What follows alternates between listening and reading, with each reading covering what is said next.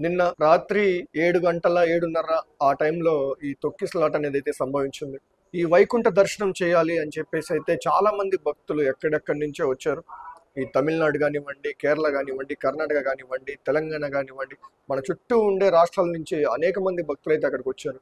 ప్రపంచంలో ప్రసిద్ధిగాంచిన పుణ్యక్షేత్రంలో తిరుమల తిరుపతి దేవస్థానం అనేది ఒక ప్రత్యేకమైన స్థానం అయితే ఉంది దానికి. అక్కడ కింద ఉన్నటువంటి తిరుపతిలో ఈ టోకెన్ సిస్టమ్ అయితే ఇవ్వబోతా ఉన్నారు. దాదాపుగా 97 సెంటర్లలో ఈ టోకెన్ సిస్టమ్ అయితే ఇవ్వబోతా ఉన్నారు. వీళ్ళందరికీ ఒక క్యూ లైన్ బ్యారికేడ్స్ అయితే ఏర్పాటు చేశారు. ఈ తోపులాట వల్ల తొక్కిసలాట అయితే సంభవించింది. ఇప్పటికీ 6 మంది అయితే మరణించారు. అందులో 5 మంది మహిళలు ఉన్నారు, ఒకరు పురుషులు ఉన్నారు. వీళ్ళ కుటుంబీకులకు కూడా వాళ్ళకైతే ఇప్పటికీ ఇన్ఫార్మ్ చేశారు. అండ్ క్షతగాత్రులు అయితే సిమ్స్ లో అయితే హాస్పిటల్లో చికిత్స పొందుతా ఉన్నారు.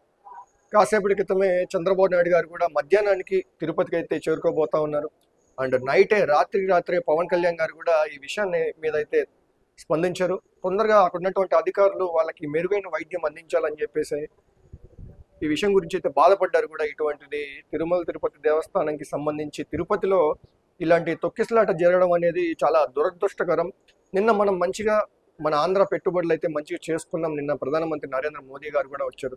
కానీ ఇటువంటి టైంలో ఇలా జరగడం అనేది చాలా దురదృష్టకరం అని చెప్పి చంద్రబాబు నాయుడు గారు చెప్పారు. అదేవిధంగా సీఎం రేవంత్ రెడ్డి గారు, తెలంగాణ సీఎం రేవంత్ రెడ్డి గారు కూడా దీని మీద అయితే సంఘీభావం అయితే తెలియజేశారు. ఇంకా చంద్రబాబు నాయుడు గారు మధ్యాహ్నానికి హాస్పిటల్కి అయితే వెళ్తారు. అక్కడికి వెళ్ళి అక్కడ మృతుల కుటుంబాలని కానివ్వండి, అక్కడ ఎవరైనా ఉన్నారు క్షతగాత్రులు కానివ్వండి, వీళ్ళనైతే పరామర్శించబోతా ఉన్నారు. అండ్ ఇప్పుడు ఒకసారి చూస్తే ఇప్పుడు మన ఏపీ మొత్తం ఈ సిచ్యువేషన్ చూస్తూ ఉంది. ఎందుకంటే ఇది ఒక ప్రసిద్ధమైన పుణ్యక్షేత్రం. ఇక్కడికి చాలా మంది భక్తులు ప్రతి రోజులో లక్షల మంది భక్తులు వస్తూ ఉంటారు, వెళ్తూ ఉంటారు. కానీ ఎప్పుడు ఇటువంటి జరగలేదు. కానీ అనుకోకుండా ఇది జరిగింది. 6 మంది మరణించారు. అది కొంచెం దురదృష్టకరమైన వార్త. అయినప్పటికీ మీరు కొంచెం సపోర్ట్ చేయాల్సింది పోయి ఇప్పుడున్నటువంటి కొంతమంది పార్టీ వాళ్ళు, వైసీపీ పార్టీ వాళ్ళు, ఎక్కడైతే ఒక చికెన్ షాప్ బయట ఒక కుక్క అయితే ఏ విధంగా వెయిట్ చేస్తుందో ఒక చికెన్ పీస్ కోసం, ఆ విధంగా వీళ్ళు ఎక్కడ మరణ వార్తలు వస్తాయో దాన్ని పట్టుకొని వీళ్ళని ఏం బ్లేమ్ చేయాలి అని చెప్పి అధికార పార్టీని, కూటమి పార్టీని బ్లేమ్ చేయాలనే ఉద్దేశంతోనే ప్రతి ఒక్క వైసీపీ వాళ్ళు కానివ్వండి, వైసీపీ నాయకులు అయితే వీళ్ళైతే పనిచేస్తూ ఉన్నారు. తిరుపతిలో చనిపోయిన విషయాన్ని కూడా దాన్ని కూడా వీళ్ళైతే రాజకీయం చేస్తూ ఉన్నారు. కేవలం ఇది కావాలని ఎవరన్నా ఇలాగా తొక్కిసలాట్లో చనిపోవాలని ఎవరు కోరుకోరు. కానీ ఇది ఒక అనుకోకుండా జరిగింది. ఇది యాక్సిడెంటల్గా తీసుకోవాల్సింది మనం. ఈవో గారు కూడా మాట్లాడారు. పోలీసు వారికి ముందే చెప్పారు. దాదాపు 1,20,000 టోకెన్స్ అయితే వైకుంఠ దర్శనానికి అయితే ఉన్నాయి. ఈ టోకెన్స్ కి 10, 11, 12, 13 తేదీలలో ఈ వైకుంఠ దర్శనం అనేది అయితే జరుగుతూ ఉంటది. ఈ టైంలో ఆ టోకెన్స్ అనేవి వాళ్ళకి చాలా అవసరం కాబట్టి చాలా మంది భక్తులు ఎక్కడి నుంచో వచ్చారు ఆ టోకెన్స్ కోసం.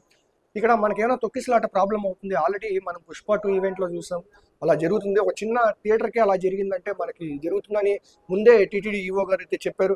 కానీ పోలీసు వారు మేము తీసుకుంటాం సార్, మేము జాగ్రత్తలు తీసుకుంటామని చెప్పారు. కానీ అక్కడ ఒకసారి మనం గ్రౌండ్లోకి వెళ్తే అక్కడ పబ్లిక్ కూడా పోలీసు వాళ్ళ మీద అయితే మండిపడ్డారు. అసలు మీ సెక్యూరిటీ ఏం లేదు, మీరేం పట్టించుకోవట్లేదని చెప్పి అక్కడ తొక్కిసలాట జరిగాక చాలా మంది అక్కడ ఉన్నటువంటి ప్రజలు పోలీసు వారిని అయితే వాగ్వాదానికి అయితే దిగారు. అక్కడ ఇదంతా పట్టుకొని అధికార పార్టీ మీద కేవలం బురద జల్లే ప్రయత్నంతో కొంతమంది ఈ వైసీపీ నాయకులు కానివ్వండి, ఇప్పుడు భూమా కరుణాకర్ గారు వచ్చారు, మీడియా ముఖంగా మాట్లాడుతున్నారు. సీఎం చంద్రబాబు నాయుడు గారిని అండ్ అదేవిధంగా అక్కడ ఉన్నటువంటి టీటీడీ చైర్మన్ గారిని రాజీనామా చేయమంటా ఉన్నారు.